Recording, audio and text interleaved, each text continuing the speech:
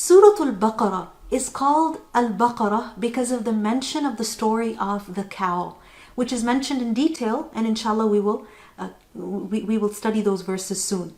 Surah Al-Baqarah is a Madani surah, which means that it was revealed after the Hijrah, after the Prophet ﷺ migrated from Mecca to Medina. And this surah was revealed over a period of several years.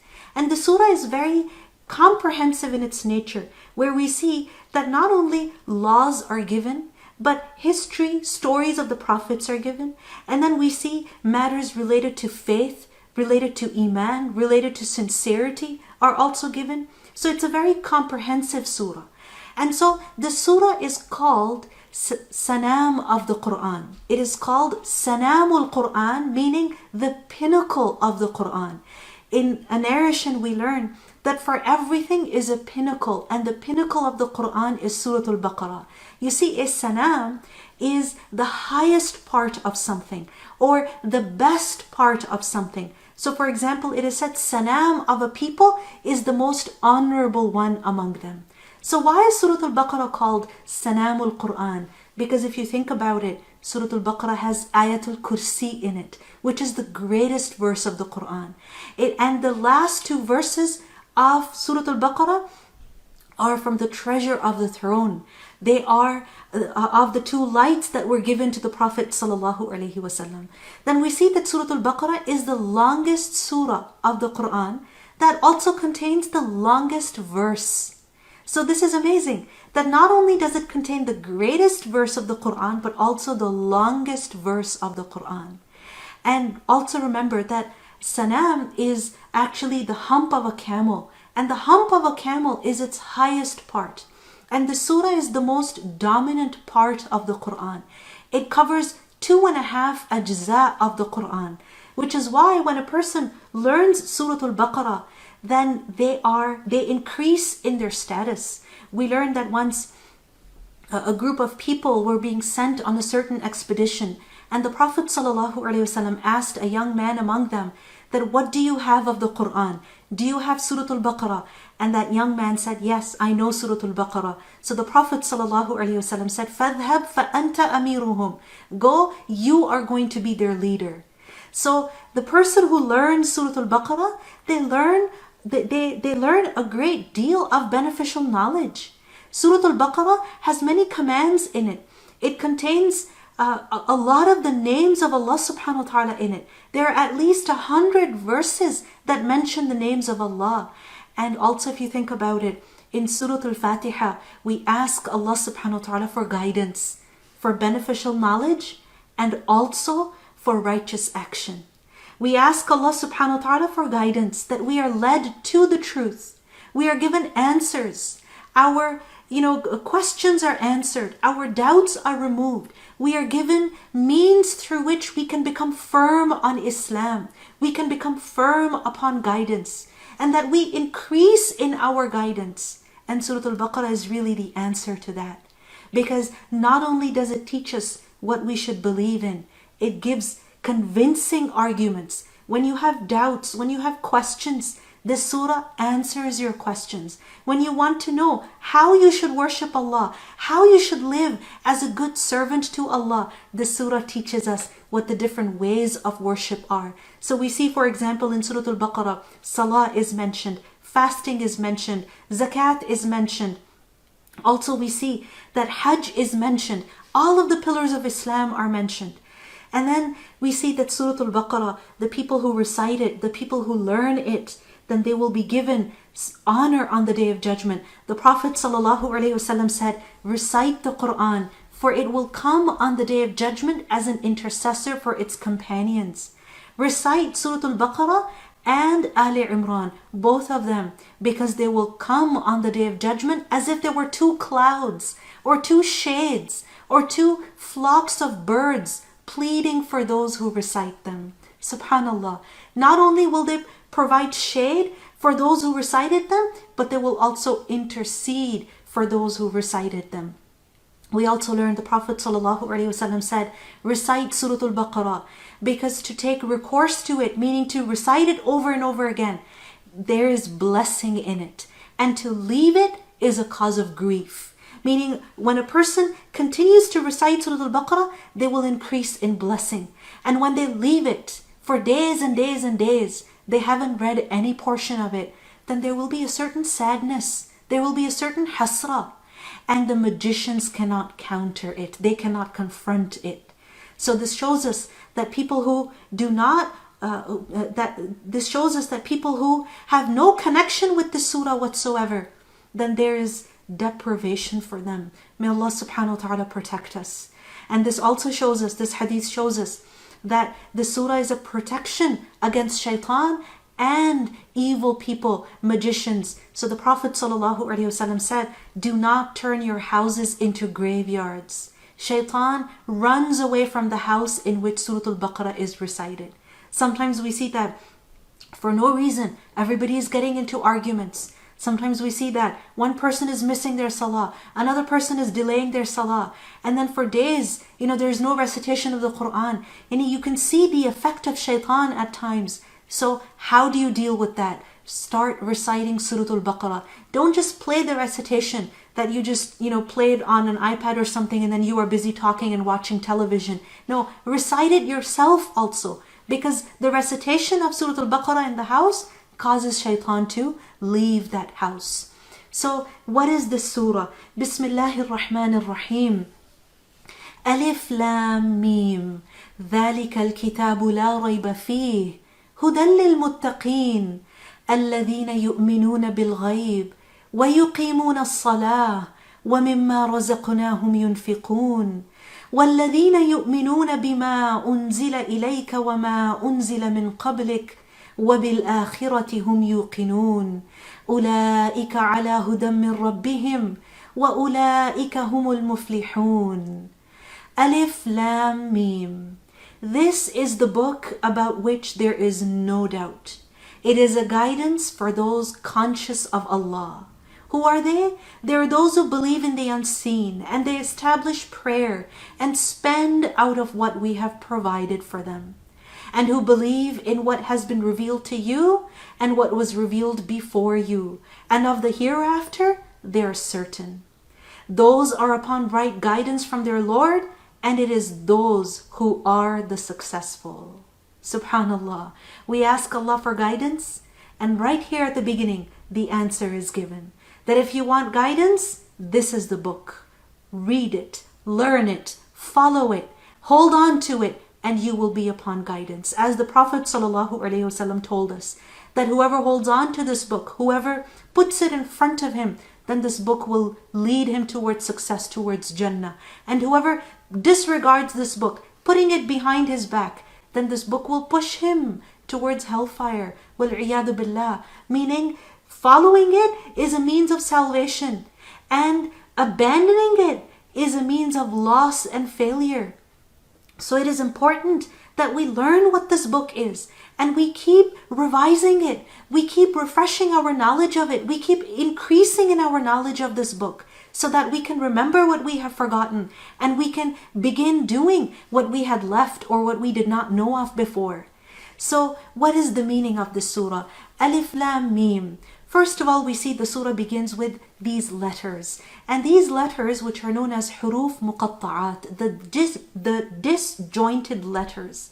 Meaning, they're disjointed in the sense that you don't connect these letters when you read them. You don't say alam. You don't say alima. No, there's no harakat over here. You read every letter separately. Alif, Lam, Mim. And these letters, they appear at the beginning of several surahs of the Quran.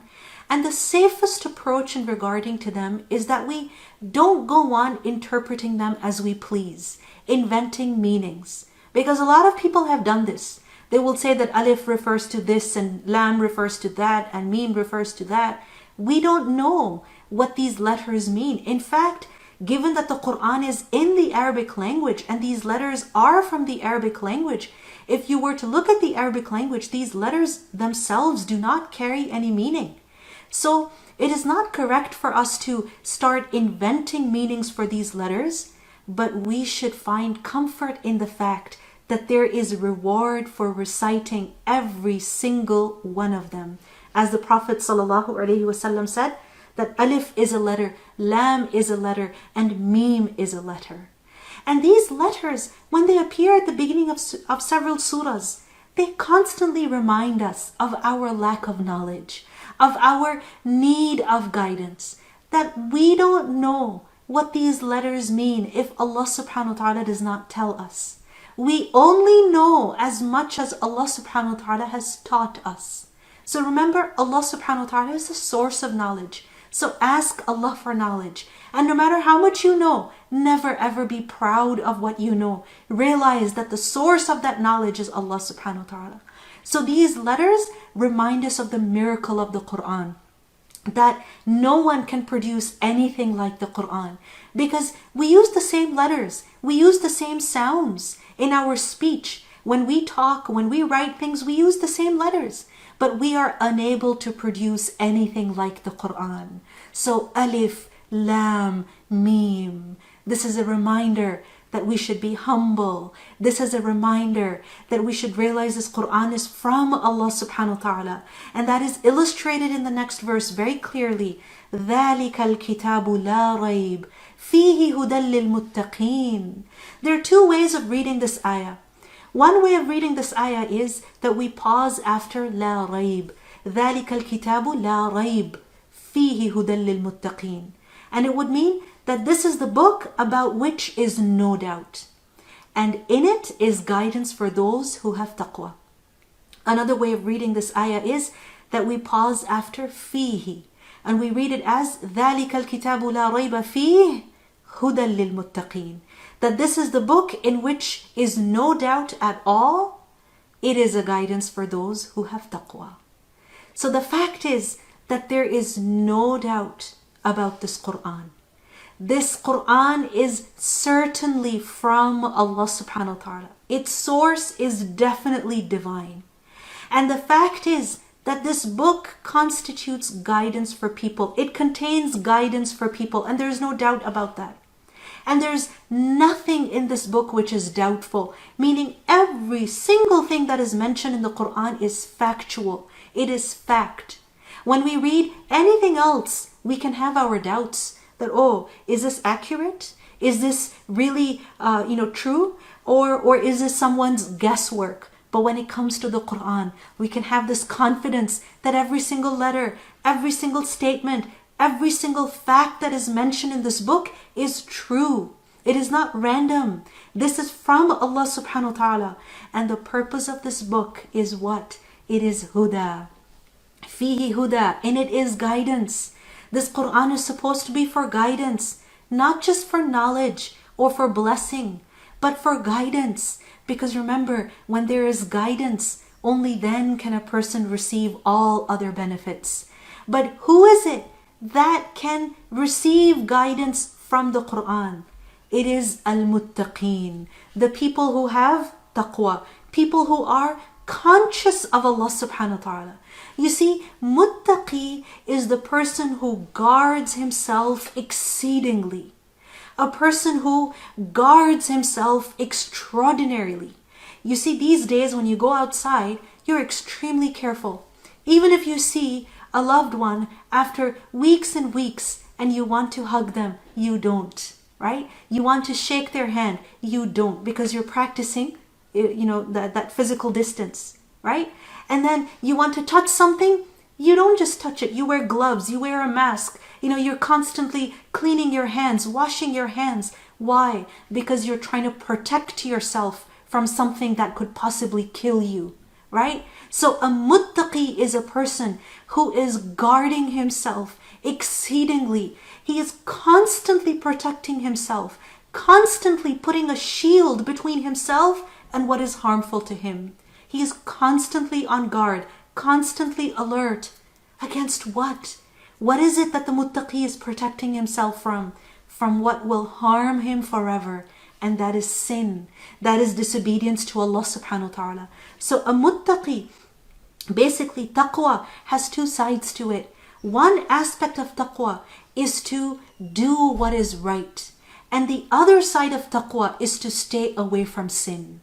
Because in order to do what is right, Again, you need that motivation, you need that energy, you need that focus, you need that strength, and you need that realization that, you know what, I need this for myself, this is necessary for me.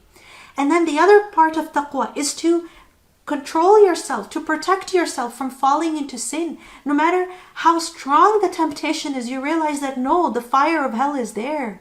I better not do this. No matter how easy and accessible the sin is, you still hold yourself back. So a muttaqi is not just a person who is guarding himself from sin in the month of Ramadan. No, a muttaqi is a muttaqi all year round. A muttaqi is a muttaqi at home and also when at work, when at school, when outside. A muttaqi is a muttaqi with family and with friends. A muttaqi is a muttaqi when he is online and also when he is, with people. Taqwa of Allah should be everywhere. It should not just be limited to certain places with certain people. No, ittaqillaha haythuma kunta. Fear Allah no matter where you are. So people who have taqwa, then they will get guidance from the Quran. May Allah subhanahu wa ta'ala grant us taqwa. Who are the muttaqin? What are the qualities? What are the signs of a person who is truly conscious of Allah, who is really trying to protect himself or herself? They are الَّذِينَ يُؤْمِنُونَ بِالْغَيْبِ, those who believe in the unseen. Subhanallah, the first quality of the muttaqin is that they believe in the unseen. They know that there is more than what the eye perceives. They're ever careful because they know it is not just the visible dangers that they need to avoid, but the invisible ones too. They know that they have to avoid and protect themselves from the dangers and the harmful things that they see that are present, and also those that will be in the future. So a muttaqi is a person who wants to be safe, not just here in this life, but forever in the next life also. This is why a muttaqi stays away from sin. This is why a muttaqi does what is right, performs the obligations, and by that a muttaqi protects himself from being punished in the hereafter. الَّذِينَ يُؤْمِنُونَ بِالْغَيْبِ. You see, a lot of people now think that we can only believe in what is observable, what we can see, what we can test, right? But this is a huge mistake. This is arrogance. This is being delusional. Because a realistic, careful, aware person believes in the unseen. A muttaqi, a careful person, realizes that there is more in the world than what the eye perceives. A muttaqi realizes that we cannot always perceive and see everything. A muttaqi realizes that human perception is not only limited, it can actually be very faulty at times. And we know this through our, through our different tests, that how something is tested in a lab, and then within a few weeks, we realize that the results of that test were faulty, that we were mistaken before. So, okay, in worldly matters, we can make these errors and we can survive. We learn from our mistakes. We keep revising our knowledge. But this is about our reality. This is about our afterlife, our eternity.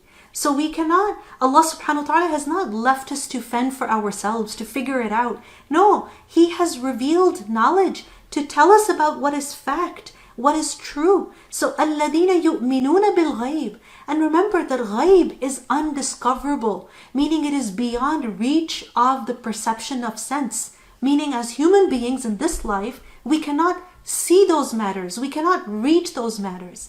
So when Allah subhanahu wa ta'ala has informed us of something, then whether we see it or not, we believe in it. Whether it is the angels or the resurrection or any other matter, we believe in it. So الَّذِينَ يُؤْمِنُونَ بِالْغَيْبِ. Taqwa begins with iman, iman in the unseen. And then وَيُقِيمُونَ الصَّلَاةِ. They establish the prayer. Look at the action that is mentioned. The first action is salah. And notice how it is said, يُقِيمُونَ الصَّلَاةِ. They establish the salah. Not يَفْعَلُونَ الصَّلَاةِ. They don't just do the salah, but they establish it. Ibn Abbas radiallahu anhu said that إِقَامَةُ الصَّلَاةِ, to establish the salah, is to perfectly perform the ruku', to perfectly perform the sujood, and to recite properly, to observe khushu', stillness, and to pay attention to the salah.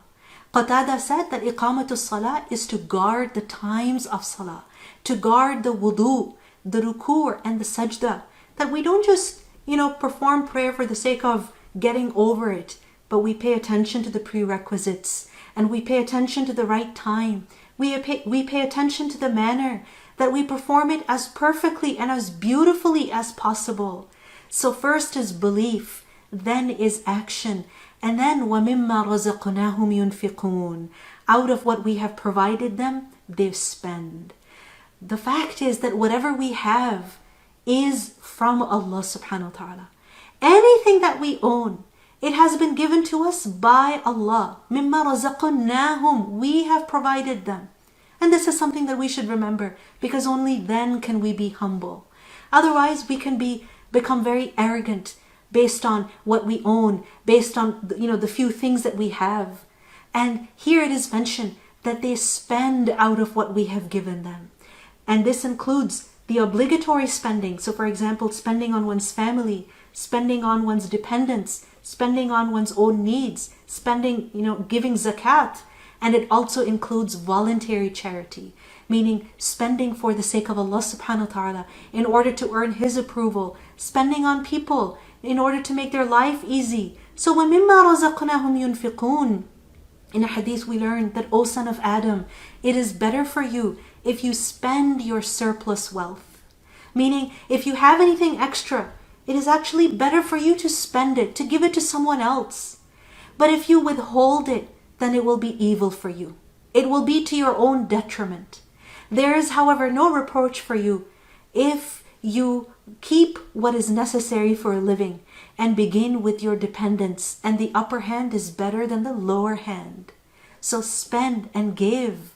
وَالَّذِينَ يُؤْمِنُونَ بِمَا أُنزِلَ إِلَيْكَ.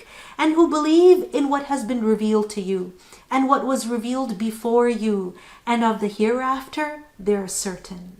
So the Muttaqin, those who benefit from the guidance which is in the Quran, are those who believe in all that has been revealed by Allah Azza wa Jal. Whether it was revealed on the Prophet sallallahu alaihi wasallam, the last messenger, or on any prophet or messenger before him. So the point is that they do not discriminate between the prophets, and they do not discriminate between the revelation. That, we believe in this book but not that book. No. If Allah sent any revelation, I believe in that. If Allah sent any messenger, I believe in that. And remember that when it comes to believing in what has been revealed to you, meaning to the Prophet sallallahu alaihi wasallam, this includes believing in the Quran and everything else that the Prophet sallallahu alaihi wasallam was given. Hassan ibn Atiyah said that Jibreel used to come to the Prophet sallallahu alaihi wasallam, and he would bring to him the teachings of the Sunnah. And he would teach him those matters exactly as he would teach him the Quran. And if you think about it, there's so many things that we are instructed to do which are mentioned in the Quran, but their details are not given in the Quran. Their details are given in the way of the Prophet sallallahu alaihi wasallam. So how is it that the Prophet sallallahu alaihi wasallam did those things in that particular way? Did he just invent those ways? No, he was taught. He was taught. So, بِمَا أُنزِلَ إِلَيْكَ. The Prophet ﷺ also said that أَلَا إِنِّي أُوتِيتُ الْكِتَابَ وَمِثْلَهُ مَعَهُ. I was given the book and something like it. Meaning the Prophet ﷺ was given the Quran and also other teachings, which we call the Sunnah or the Hikmah. So the Muttaqin believe in all of that. And the fact is that if we say that, we're only going to follow the Quran, then we're making a huge mistake. Then we cannot have guidance. Because Allah subhanahu wa ta'ala did not just reveal a book for the guidance of people. He revealed His book on a messenger who would be a role model, an example for people, who would practically show how to follow the teachings of the Quran. So if a person just takes the Quran and leaves the way of the Prophet sallallahu alaihi wasallam, then they cannot be upon guidance. So for guidance, it is necessary that we believe in both. And then it is mentioned, وَبِالْآخِرَةِ هُمْ يُوقِنُونَ. In the hereafter, they are certain. They are certain, they have yaqeen. What is the hereafter? Remember that al-akhirah includes all that will happen from the moment of death onwards. It includes the test in the grave. It includes life in barzakh. It includes resurrection. It includes the events of the Day of Judgment. And then paradise and hell and eternity in there. So they believe with conviction in all the matters of the hereafter. For the hereafter, yaqeen is mentioned because yaqeen is the highest level of faith. It is the highest level of knowledge.